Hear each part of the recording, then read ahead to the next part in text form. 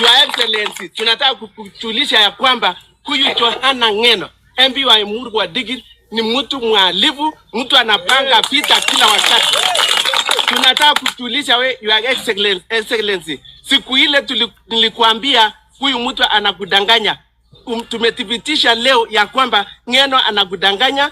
Ng'eno sio kiongozi mzuri, anaua watu, amepanga watu wengi wauliwe hapo Digiri ndio wasifike mkutano ya ile ulikuwa nayo huko Mugondo. Ninawaomba tushikilie chama ambayo Johana alituachia. Johana alituacha tukiwa UDA. Yes. Kwa nini tusambaratike saa zile ameenda? Tunaenda wapi? Tunaenda wapi?